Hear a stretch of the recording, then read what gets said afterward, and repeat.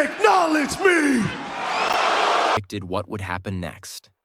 The WWE Universe was turned completely upside down when Jacob Fatu, one of the most dominant and feared men in the new Bloodline, was found unconscious backstage.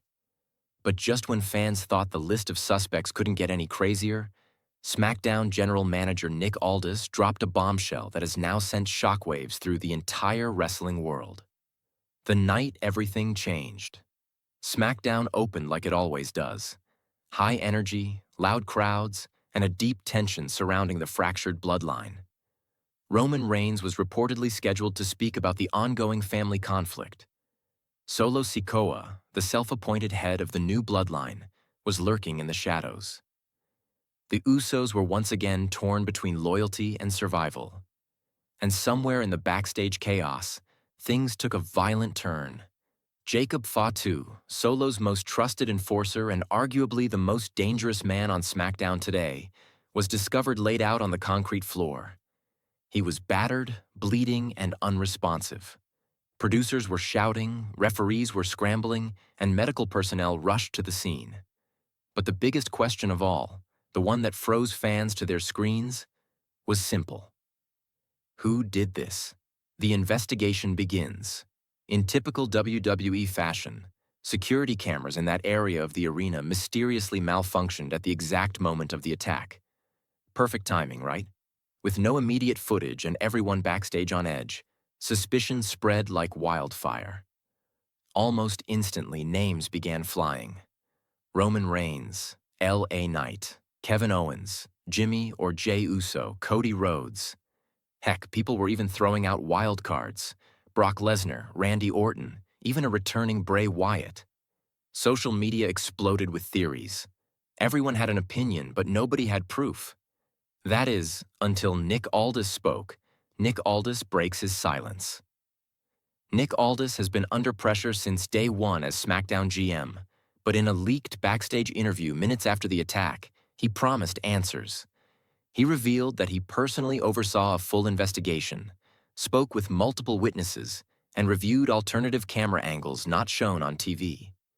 Then, with the entire WWE Universe watching, Aldis finally revealed the name of the attacker. And it wasn't an enemy. It wasn't a rival faction leader. It wasn't even someone outside of the bloodline. No, the person who attacked Jacob Fatu was Tama Tonga. The bloodline implodes from within. The revelation stunned everyone. Tama Tonga, bloodline member, longtime ally of Solo Sikoa, loyal soldier of the Samoan dynasty, attacked his own brother-in-arms. The bloodline wasn't attacked from the outside. It's tearing apart from within. And the reason why? It runs deeper than anyone expected. Why Tama Tonga snapped.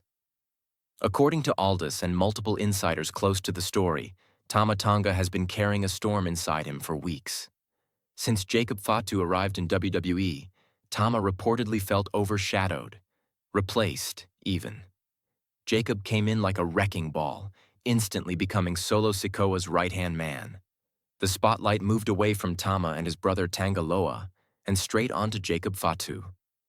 For a competitor as proud and decorated as Tama Tonga, that wasn't just disrespect. It was betrayal. He believed he was part of the foundation of Solo's new bloodline. Yet Jacob was treated like the chosen one. Rumors say jealousy built into resentment. Resentment turned into rage.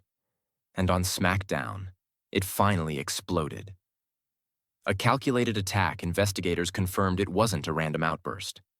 Tama Tonga planned this. He waited until Jacob was alone backstage, far from the public eye. Then he attacked, swift, brutal, and efficient. There was nothing personal about it. This was a message, a power move, a warning shot to Solo Sikoa himself. Tama wanted to remind everyone. Nobody sidelines him and gets away with it. Solo Sikoa faces a civil war. Now the question becomes, what does Solo do? As the leader of the new bloodline, he has an impossible choice to make. Does he punish Tama Tonga for betraying the family? Or does he understand why Tama did it and keep him close? If he sides with Tama, he risks losing Jacob Fatu, his most dominant soldier. If he sides with Jacob, Tama, one of the most dangerous men in WWE, may completely turn against him. The new bloodline is now cracked open like a volcano, and it's only a matter of time before it erupts. The Roman Reigns factor. While chaos unfolds, one man is watching from a distance and smiling. Roman Reigns. The tribal chief must be loving this. Solo broke away and tried to build his own empire. But now, that empire is crumbling from inside. Roman doesn't need to attack. He doesn't need to interfere. He simply needs to wait. Because when the new bloodline destroys itself, Roman will return, and the undisputed tribal throne will be his again. Jacob Fatu will not back down. No matter how brutal the attack was, Jacob Fatu isn't the type of man who stays down for long.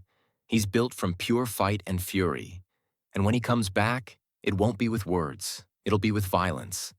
This will become one of the most personal rivalries in modern WWE history. Fatu versus Tama Tonga is not a match. It's a war. Was this Solo's plan all along? Some fans have floated another theory, one that's chilling if true. What if Solo Sikoa wanted this? What if he orchestrated everything to test his inner circle? To see who was loyal, who was weak, and who deserved to stay by his side? Sounds crazy, but in the bloodline, strategy runs deep.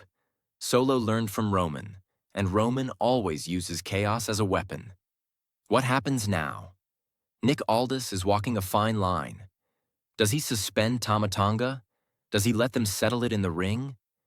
The attack was violent, but WWE is built on conflict. Fans now want answers. They want confrontations. They want bloodline drama at maximum volume. And this Friday on SmackDown might be the most must-watch episode of the year. Final thoughts. The Bloodline saga just entered a new era. Betrayal, chaos, family war. This isn't just a storyline anymore. It's a full-blown civil war. And the craziest part? We're only getting started. Tama Tonga made his move. Jacob Fatu will respond. Solo Sikoa must choose a side. Roman Reigns watches and waits. And the WWE Universe? We're here for every second of it.